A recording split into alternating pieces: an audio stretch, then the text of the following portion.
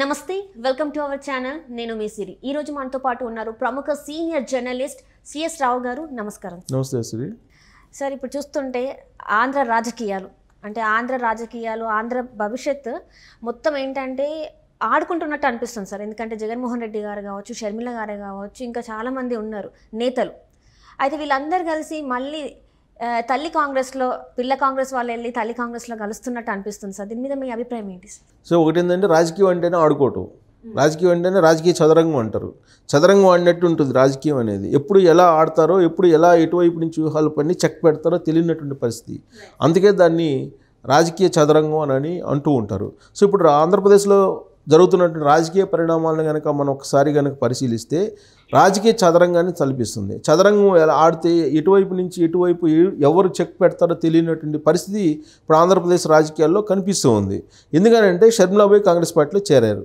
షర్మిల కాంగ్రెస్ పార్టీలో చేరిన తర్వాత జరుగుతున్నటువంటి రాజకీయ పరిణామాలు ఏంటి ఆంధ్రప్రదేశ్లో అంటే ఇప్పటి వరకు జగన్మోహన్ రెడ్డి ఎవరినైతే తీసేశారో తొలగించారో సిట్టింగుల్ని వాళ్ళు ఎటు వెళ్ళాలి అనేటువంటి ఒక డైలమాలో ఉండిపోయారు ఎందుకు డైలమాలో ఉన్నారు తెలుగుదేశం పార్టీలోకి వెళ్ళలేరు ఎందుకంటే Telugu Desam party already packed Telugu Desam పార్టీలో ఉన్నటువంటి క్యాండిడేట్స్ ఉన్నారు తెలుగుదేశం పార్టీలో ఉండేటువంటి ఇన్ఛార్జీలు ఉన్నారు అక్కడ క్యాడర్ ఉంది వైఎస్ఆర్ కాంగ్రెస్ పార్టీ నుంచి వస్తే కనుక అక్కడ బరాయించేటువంటి పరిస్థితి కానీ లేదా వాళ్ళని తీసుకునేటువంటి పరిస్థితి కానీ లేదు జనసేనలో కూడా అలాంటి పరిస్థితి ఉంది అలాంటప్పుడు ప్రత్యామ్నాయ మార్గాలు ఏమీ లేవు వాళ్ళకి దాంతో వాళ్ళు అట్టుడికిపోతున్నారు అసంతృప్తితోటి అసహనంతో రగిలిపోతున్నటువంటి పరిస్థితి అలాంటి వాళ్ళని ఎంతో కొంత సాటిస్ఫై చేయడానికి మాస్టర్ ప్లాన్ వేశారు జగన్మోహన్ రెడ్డి షర్మిలని ఇమీడియట్గా కాంగ్రెస్ పార్టీలో చేరేదానికి ఆయన ముహూర్తం ఫిక్స్ చేసేసారు ఆమె ఢిల్లీ వెళ్ళి ఢిల్లీలో కాంగ్రెస్ పార్టీలో చేరిన వెంటనే ఇమీడియట్గా వైఎస్ఆర్ కాంగ్రెస్ పార్టీ నుంచి బయటకు వచ్చినటువంటి ఆళ్ల రామకృష్ణారెడ్డి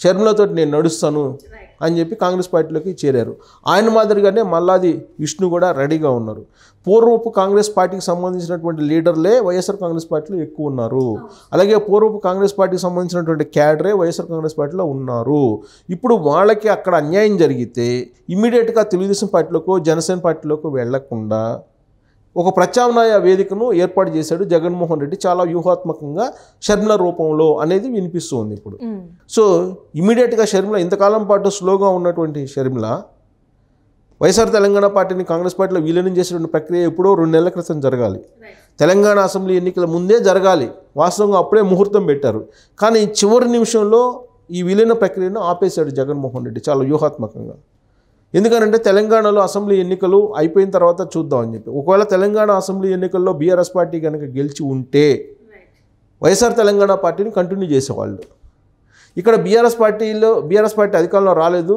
కాంగ్రెస్ పార్టీ అధికారంలోకి వచ్చింది కాబట్టి కాంగ్రెస్ పార్టీలో ఈ పార్టీని విలీనం చేసేసి కాంగ్రెస్ పార్టీలో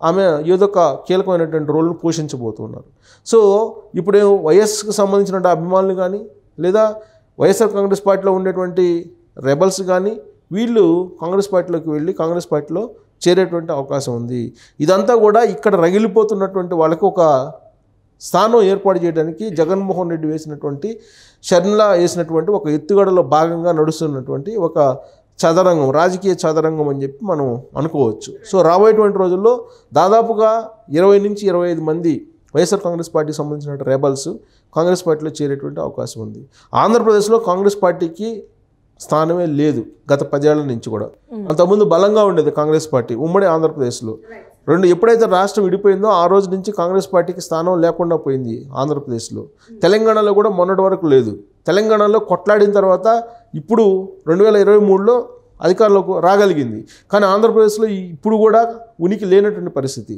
సో ఇప్పటి నుంచి మళ్ళా దాన్ని బలోపేతం చేసుకునేటువంటి ప్రయత్నంలో భాగంగా ఎవరు వస్తే వాళ్ళని తీసేసుకుంటుంది కాంగ్రెస్ పార్టీ అసలు వాళ్ళ ఎత్తుగడలు ఏంటి కాంగ్రెస్ పార్టీకి నష్టమా లాభమా అనేటువంటి ఆలోచన కూడా చేయట్లా ఎందుకంటే ఏమీ లేని చోట ఎవరో ఒకరు వస్తే బెటర్ కదా అనేటువంటి ఆలోచనతో కాంగ్రెస్ పార్టీ ఎవరు వచ్చినా ఆహ్వానిస్తుంది దానిలో భాగంగానే షర్మిలని తీసుకోవడం కూడా జరిగింది సో షర్మిలకి తీసుకున్నంత మాత్రాన పూర్తి పవర్స్ ఇస్తారని అంటే కాంగ్రెస్ పార్టీ ఇంతకు ముందులాగా మోసపోయేటువంటి సిచ్యువేషన్లో కాంగ్రెస్ పార్టీ లేదు కాంగ్రెస్ పార్టీకి సంబంధించి ఆల్రెడీ వ్యూహకర్తలు ఉన్నారు ఇంతకుముందు లేనటువంటి వ్యూహాలు పన్నుతూ ఉన్నారు ఇలాంటి క్రమంలో షర్మిల స్వేచ్ఛగా కాంగ్రెస్ పార్టీలో పనిచేసే అవకాశం కూడా ఉండదు జగన్మోహన్ రెడ్డిని అటాక్ చేయకపోతే షర్మిలకి స్థానం ఉండదు కాంగ్రెస్ పార్టీలో.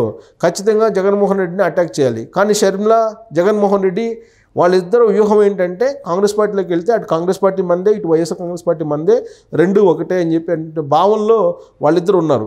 కానీ కాంగ్రెస్ పార్టీ అధిష్టానం కానీ కాంగ్రెస్ పార్టీ వ్యూహకర్తలు కానీ అలా లేరు. షర్మిల భుజం మీద తుపాకీ పెట్టి జగన్మోహన్ రెడ్డిని పేల్చాలనేటువంటి యాంగిల్లో వాళ్ళు ఉన్నారు. సో ఇక్కడ దోబూసులాట జరుగుతుంది కాంగ్రెస్ పార్టీ అధిష్టానానికి షర్మిలకి మధ్య, షర్మిల జగన్మోహన్ రెడ్డి మధ్య అని చెప్పి అనుకోవచ్చు. ఇప్పుడు ఈయన అవసరాల కోసం వాడు కాంగ్రెస్ పార్టీలోకి షర్మిలని పంపించారు. సో అక్కడ కాంగ్రెస్ పార్టీ అవసరాల కోసం వీళ్ళిద్దరిని వాడుకోవాలని చెప్పి కాంగ్రెస్ పార్టీ చూస్తుంది. ఎందుకు చూస్తుందంటే ఒకరికొకరికి నమ్మకం లేదు, అపనమ్మకం ఉంది. ఈ అపనమ్మకం కలగడానికి కారణం ఏంటంటే జగన్మోహన్ రెడ్డి ఆల్రెడీ కాంగ్రెస్ పార్టీకి ఒకసారి వెన్నుపోటు పొడిచి బయటకు వచ్చి కొత్తగా వైఎస్ఆర్ కాంగ్రెస్ పార్టీని పెట్టారు. అందుకే కాంగ్రెస్ పార్టీ తల్లి అయితే పిల్ల కాంగ్రెస్గా వైఎస్ఆర్ కాంగ్రెస్ పార్టీని పిలిచేవాళ్ళు, విపక్షాలు పిలిచేవాళ్ళు. సో ఇప్పుడు మళ్ళీ పిల్ల కాంగ్రెస్లో అసంతృప్తివాదులు కానీ లేదంటే అసహనంగా ఉండేటువంటి వాళ్ళు కానీ తిరిగి మళ్ళీ కాంగ్రెస్ పార్టీకి వెళ్తున్నటువంటి పరిస్థితి. సో కాంగ్రెస్ పార్టీ ఇప్పుడు వాళ్ళందరినీ బరాయించాల్సినటువంటి పరిస్థితి. సో ఇక్కడ ఒకవేళ ఇక్కడి నుంచి అటు వెళ్ళినప్పటికి కూడా వాళ్ళని నమ్మేటువంటి పరిస్థితి లేదు పూర్తి స్థాయిలో. దానికి కారణం ఏంటంటే గతంలో పోయినటువంటి నమ్మకం. సో అపనమ్మకంగా ఈ రాజకీయపరమైనటువంటి ఈ చిత్రాత్ర కానీ ఈ వ్యూహాలు కానీ నడుస్తూ ఉన్నటువంటి పరిస్థితి. సో అందుకే ఇప్పుడు షర్మిల భుజం మీద తుపాకీ పెట్టి జగన్మోహన్ రెడ్డి కాల్చాలని కాంగ్రెస్ పార్టీ, షర్మిల భుజం మీద తుపాకీ పెట్టి కాంగ్రెస్ పార్టీని కాల్చాలని జగన్మోహన్ రెడ్డి ప్రయత్నం చేస్తున్నారు.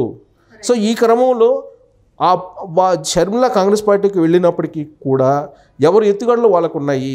కాకపోతే తాత్కాలికంగా మాత్రం విజయం సాధించినట్టు జగన్మోహన్ రెడ్డి ఫీల్ అవుతున్నారు. Right sir. అయితే మీరు చెప్పినట్టే ఒకవేళ కాంగ్రెస్లో ఇప్పుడు జాయిన్ అయ్యారు షర్మిల గారు, ఒకవేళ ఏదైతే జగన్మోహన్ రెడ్డి అవినీతి అయితే జరిగిందో ఆ అవినీతిని బయటపెట్టే ఆస్కారం ఉంది. ఎందుకంటే ఇక్కడ తెలంగాణలో అయితే కేసీఆర్ ఇంత అవినీతికి పాల్పడ్డాడని చెప్పేసి ధ్వజమెత్తి మాట్లాడారు. సో సేమ్ అదేవిధంగా షర్మిల గారు ఇక్కడ మరి స్వయాన అన్న అవుతారు ఏపీ ముఖ్యమంత్రి. సో ఆయన చేసిన అవినీతిని ఆమె బయట పెట్టగలుగుతుందా?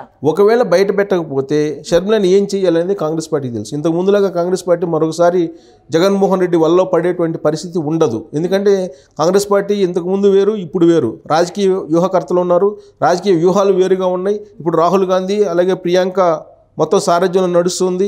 ప్లస్ తెలంగాణలో, కర్ణాటకలో 2 చోట్ల కూడా వాళ్ళ రాజకీయ వ్యూహాలు ఫలించాయి.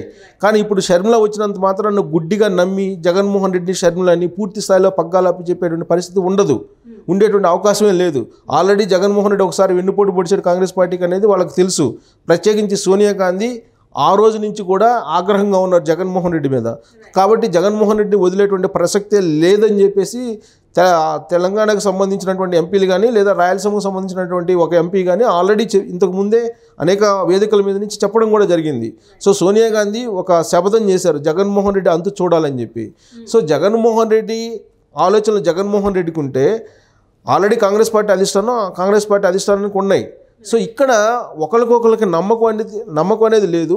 ఎవరి అవసరాలు అయితే వాళ్ళకు ఉన్నాయి.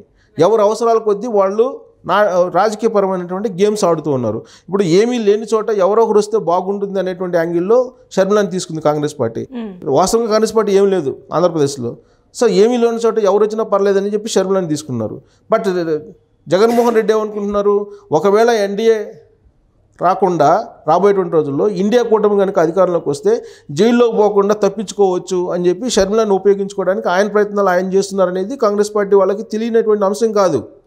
సో ఇట్టా ఎవరికి వాళ్ళే గేమ్స్ ఆడుతున్నారు. అల్టిమేట్గా ఏంటంటే కాంగ్రెస్ పార్టీ అధిష్టానం అయితే ఈసారి మోసపోవడానికి అయితే సిద్ధంగా లేదు, అన్నా చెల్లెలు ఆడేటువంటి గేమ్కి అని చెప్పి మనం భావించడానికి అవకాశం ఉంది. ఎందుకంటే రాజకీయ వ్యూహకర్తలు చాలా పగడ్బందీగా ఉన్నారు ఈసారి కాంగ్రెస్ పార్టీకి. రాహుల్ గాంధీ కూడా పూర్తి స్థాయిలో నమ్మేటువంటి పరిస్థితి లేదు. అందుకే ఢిల్లీ వెళ్ళినట్టు సందర్భంగా షర్మిల వైఎస్ఆర్ తెలంగాణ పార్టీని కాంగ్రెస్ పార్టీలో విలీనం చేసినప్పుడు మనకు కనిపించినటువంటి దృశ్యం చూస్తే కనుక ఆమె పక్కన ఉన్నటువంటి వాళ్ళు ఎవరెవరు ఉన్నారో చూస్తే కనుక ఆమెకి ఎంత విలువ ఇస్తుంది కాంగ్రెస్ పార్టీ అనే దానికి మనం నిదర్శనంగా కూడా తీసుకోవచ్చు. Right. Thank you so much sir. Thank you.